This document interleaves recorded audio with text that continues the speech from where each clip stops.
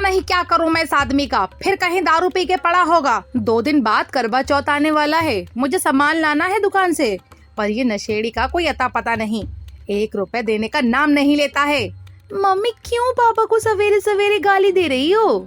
अरे मम्मी, क्यों तो करवा चौथ करने पर लगी है।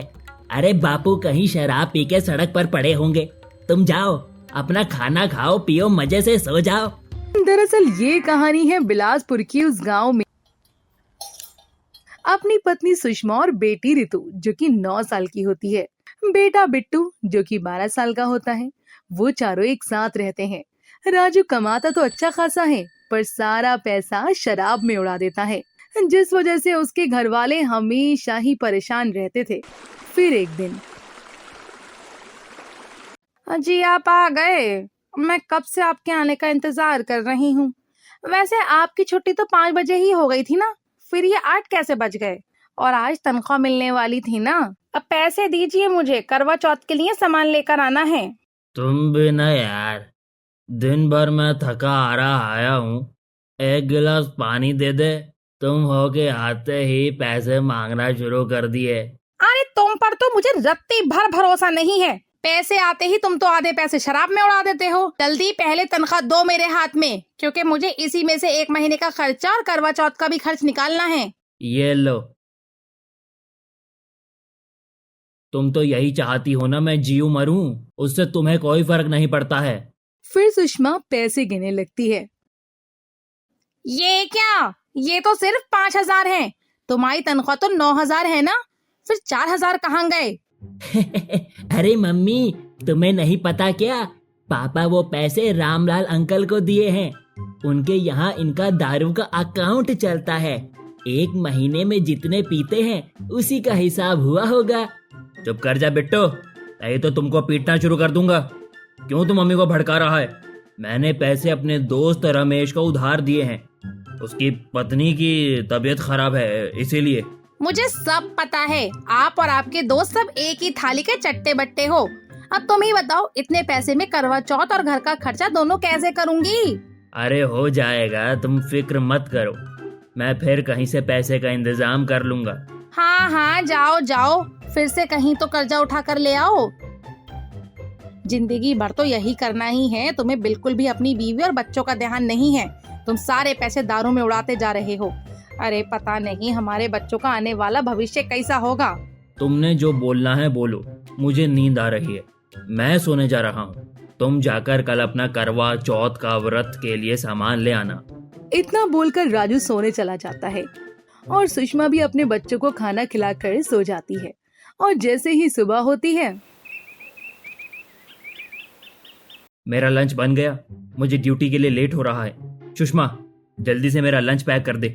हाँ हो गया लंच पैक, रुकिए मैं भी लेकर आई। मम्मी मेरा भी टिफिन रेडी कर दो, स्कूल के लिए लेट हो रहा है।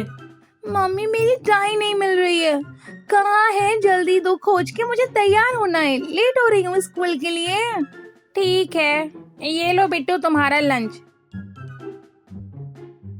और तो ये तुम्हारी टाई बगल में रखी है, फिर भी तुमको तुम्हारी चीज मिलती ही नहीं।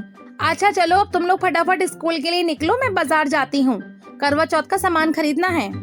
फिर सुषमा अपने बच्चों को तैयार करके स्कूल भेज देती है और वो भी तैयार होकर बाजार जाती है। और बाजार जाकर मन ही मन सोचती है, आज तो बाजार में बहुत भीड़ है, सामान भी सब बहुत महंगे होंगे, मुझे 1000 में ही सब चीजें खरीदनी है, पता नहीं सब कैसे मैनेज होगा।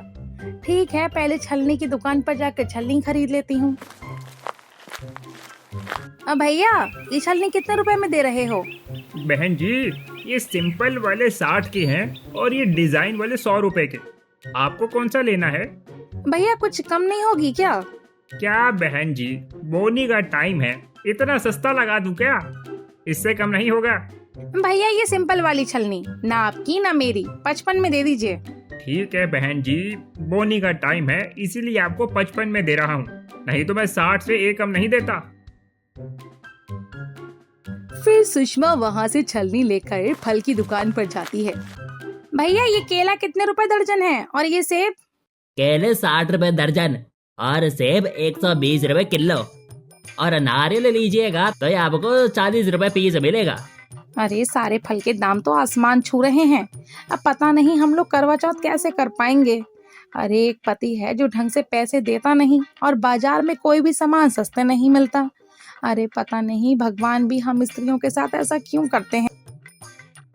अरे क्या हुआ बहन जी, भाई साहब ने पैसे नहीं दिए क्या? पूरा मार्केट का यही फल का रेट है और जानते ही हैं करवा चौथ है, तो इस वजह से मार्केट का रेट भी तो हाई है। अरे भाई साहब आपको क्या ही बताएं, मेरा हस्बैंड एक नंबर का पियक्कड़ है। वो सैलरी आते आते आधा सैलरी का दारू पी जाता है, जिस वजह से मुझे पैसे कम पड़ जाते हैं। अच्छा चलिए आधा दर्जन केला, आधे किलो सेब और 1 पीस नारियल कर दीजिए। अरे लेकिन बहन जी, इस करवा चौथ में तो 5 फल लगते हैं ना। मैं भी अपनी पत्नी के लिए 5 ही फल लेकर जाता हूँ। हाँ भाई साहब, इस चक्कर में 5 ही फल लगते हैं। मैं मिश्री बादाम डालकर पूरा दूंगी। क्या करूं, अपने पति की मेहरबानी है। फिर फल वाले भैया फल पैक करके सुषमा को दे देता है। सुषमा पैसे देकर आगे दिए वाले की दुकान पर जाती है और पूछती है, भैया ये कितने रुपए के दिए हैं? अरे बहन जी, ये दिए 10 रुपए के हैं और ये बड़े वाला दिया 30 रुपए का है। 10 रुपए वाला कर दीजिए। फिर सुषमा दिए लेकर कपड़े की दुकान पर जाती है। अब भैया साड़ी निकालिए तो रेड कलर की अच्छी सी। कितने रेंज का निकाल दे बहन जी? यही 500-600 तक की भैया, अच्छी सी दिखा दीजिएगा। ये देखिए बहन जी, ये जॉर्जेट का साड़ी है, ये आप पर अच्छी लगेगी। और ये देखिए पीच कलर का है, ये भी आप पर बहुत सुंदर दिखेगा। ये देखिए ये हल्का मेहरून कलर का है, ये भी अच्छा लगेगा। भैया मेहरून कलर का साड़ी कर दीजिए, ये मेरे ऊपर अच्छी लगेगी। और इसका पेटीकोट ब्लाउज भी लगा दीजिएगा। ये लीजिए आपके पेटीकोट और ब्लाउज। आपके सभी पैसे हो गए 600 रुपए के। 600 रुपए साड़ी के, 100 रुपए ब्लाउज के, 100 रुपए पेटीकोट के, टोटल आपके 800 रुपए हो गए। ये लीजिए 700 भाई साहब। नहीं नहीं बहन जी, 50 रुपए और दे दीजिए, नहीं हो पाएगा। अरे भाई साहब हो जाएगी, आप सबने करवा चौथ का नाम लेकर सारा सामान रेट हाई कर दिए हैं। अच्छा ठीक है, अब मैं चलती हूँ। फिर सुषमा को बाजार करते करते शाम हो जाती है। फिर वो अपने घर चली जाती है। तब तक उसके बच्चे भी आ जाते हैं। मम्मी, आपने तो बेफालतू में इतने खर्च कर दिए। इससे अच्छा तो होटल से खाना मंगवा लेती। क्या पीने खाने वाले आदमी के लिए व्रत रखती रहती हो। तभी राजू भी गाना गाते हुए नजर आता है। अभी जिंदा हूँ तो जी लेने दो, जी लेने दो, भरी बरसात में पी लेने दो, भरी बरसात में पी लेने दो। वो आ गए तुम्हारे पति परमेश्वर, झूमते हुए अपने दारू के नशे में। मम्मी पता नहीं तुम इस आदमी को कैसे झेल लेती हो। अगर मेरा पति ऐसा होगा ना तो मैं उसे तलाक दे दूंगी। चुप हो जाओ तुम दोनों। कैसा भी है वो तुम्हारा पापा है, ठीक है ना? और अपने पापा के बारे में ऐसे नहीं कहते बच्चों। चलो जाओ यहाँ से, तुम दोनों अपने कमरे में जाओ। फिर दोनों बच्चे अपने अपने कमरे में चले जाते हैं और सुषमा कहती है, तुम्हें बिल्कुल भी शर्म नहीं आती है? हमारे दोनों बच्चे बड़े हो रहे हैं, अब तुम उनके सामने इस तरह से शराब पीकर और गाना गाकर आते हो। क्या सीखेंगे हमारे बच्चे इससे? नशा शराब में होता तो नाचती बोतल।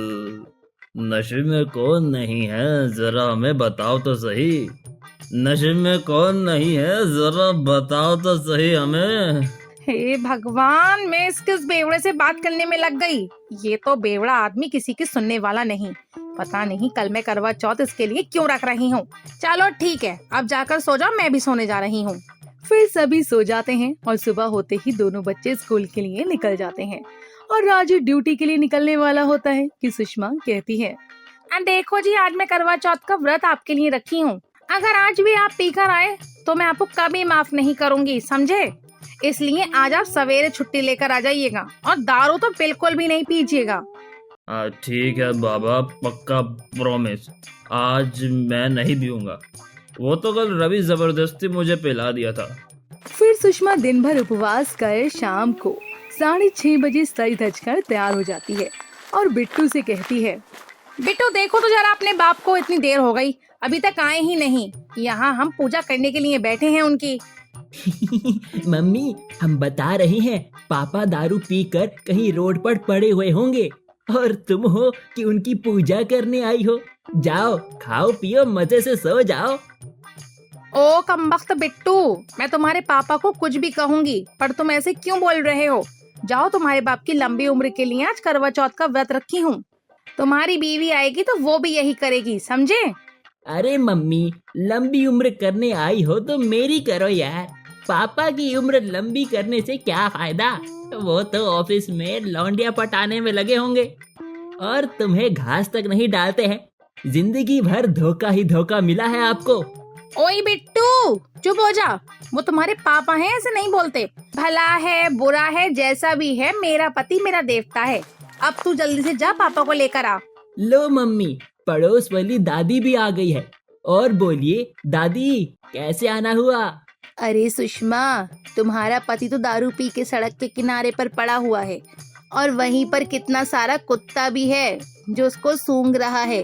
मेरा बेटा बोल रहा था, हे भगवान, इस कमबख्त को मैंने कितनी बार समझाया था कि आज दारू नहीं पीना है, नहीं पीना है।